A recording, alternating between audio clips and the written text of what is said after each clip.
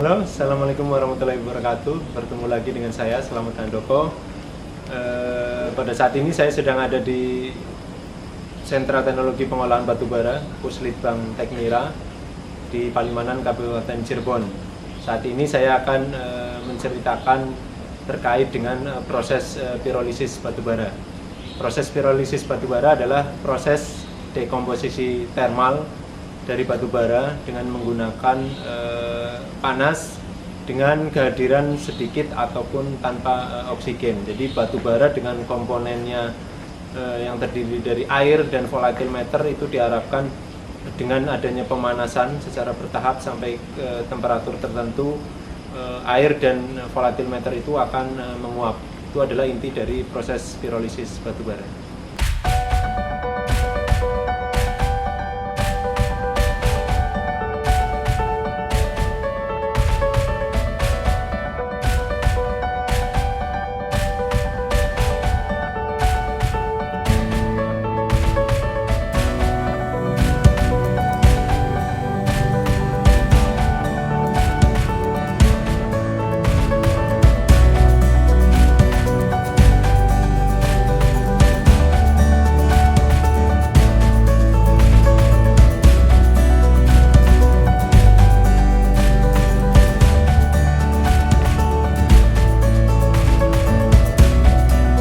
Sumber panas untuk proses pirolisis yang ada di fasilitas kami ini dipasok dengan menggunakan bahan bakar batubara melalui alat yang kami sebut pembakar siklon. Jadi pembakar siklon ini adalah burner batubara, di mana proses pembakaran batubara yang terjadi di dalam alat pembakar siklon ini, dia akan menyerupai siklon. Proses pembakaran secara siklon ini meminimalisir terjadinya slack. Jadi pembakar siklon ini sangat cocok untuk memasok energi panas yang ada di proses pirolisis ini. Bahan bakar yang digunakan saat ini kita menggunakan bahan bakar batubara, tapi juga bisa menggunakan bahan bakar biomass. Bahan bakar untuk membakar siklon ini harus berbentuk serbuk. Nah, ini ukurannya adalah minus 30 mesh untuk bahan bakar pembakar siklon ini.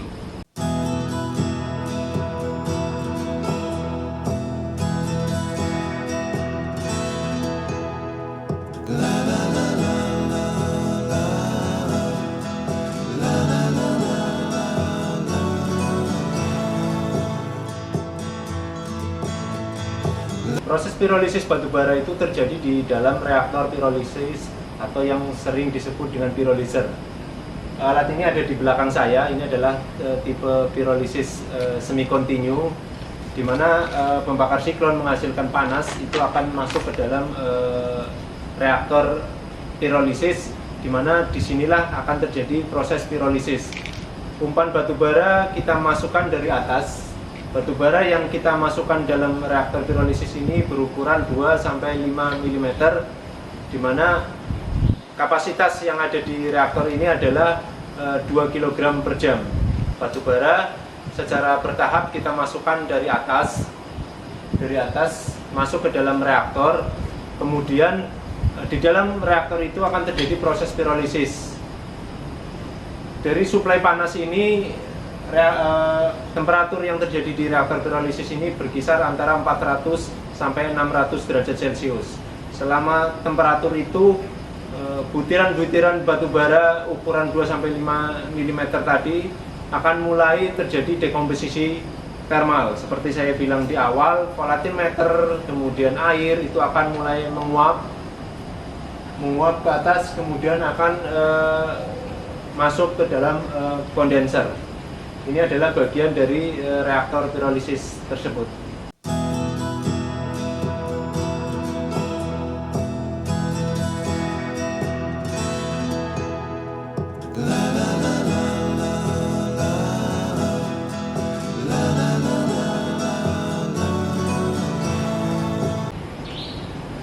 Dari proses pirolisis yang terjadi di dalam pirolizer itu nanti akan menghasilkan 3 produk. Yang pertama adalah coke oven gas. Coke oven gas dia akan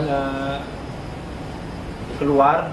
Nah, itu bisa pemanfaatan coke oven gas itu bisa untuk sumber panas menambahkan sumber panas di dalam pyrolyser itu sendiri, ataupun nanti kalau dalam skala besar bisa untuk pembangkit listrik dan lain sebagainya. Itu produk pertama. Produk kedua adalah produk padat. Dalam hal ini adalah char atau batubara kualitas tinggi. Kenapa disebut kualitas tinggi? Karena dari hasil pyrolysis itu sendiri akan meningkatkan kualitas dari batubara. Jadi batubara yang kita umpankan di dalam pyrolyser pada kegiatan yang kami lakukan ini adalah batubara peringkat rendah. Setelah dipirolisis itu akan menghasilkan batubara dengan kualitas tinggi. Kenapa kualitas tinggi? Karena nilai kalornya lebih tinggi. Kenapa lebih tinggi? Karena selama proses pirolisis kadar air akan menguap yang menyebabkan nilai kalornya tinggi. Itu akan keluar dari bawah pirolisir. Kemudian produk yang terakhir adalah produk ketiga adalah produk cair. Produk cair di sini keluar dari pyrolyser bersama dengan cock-oven gas masuk dengan kondenser, kemudian akan terkondensasi di dalam kondenser. Nah, produk cair ini terdiri dari dua bagian, yaitu air dan minyak, atau kita sering menyebutnya sebagai crude oil ataupun coal tar. Nah, di dalam kondenser itu nanti akan ditampung, kemudian akan masuk ke dalam kolom separasi, itu akan memisah antara minyak dan airnya. Nah, minyak ini kita akan meneliti lebih lanjut terkait dengan potensinya untuk memproduksi bahan bakar minyak, kemudian petrochemical dan bahan-bahan kimia lainnya. Jadi minyak ini akan kita karakterisasi lebih lanjut untuk mengetahui karakteristik dari minyaknya. Dari karakteristik itu kemudian akan kita tentukan treatment lebih lanjut, apakah bisa atau layak untuk sebagai umpan kilang, maupun kita proses lebih lanjut untuk memproduksi bahan kimia lainnya. Kemudian dari crude ini nanti akan masuk ke proses distilasi. Dari proses distilasi itu nanti akan diperoleh produk yang kita sebut atau kita kenal dengan sebutan coal tar pitch dengan berbagai pemanfaatan lanjutnya. Jadi dari harapan dari kegiatan pirolisis batubara ini, kita akan menguasai teknologi pirolisis batubara yang bisa menjadi opsi untuk pemanfaatan batubara peringkat rendah Indonesia. Kemudian di sisi lain produk minyaknya tadi apabila memang berhasil ataupun layak untuk menjadi umpan kilang, ini akan mampu untuk mensubstitusi minyak bumi atau crude oil untuk umpan kilang, di mana kita tahu bahwa target produksi minyak bumi Indonesia adalah 1 juta barel per hari. Ini harapannya bisa menambah pasokan untuk umpan kilang melalui mix antara crude oil dari minyak bumi dan crude oil dari hasil produk minyak dari proses pirolisis batubara.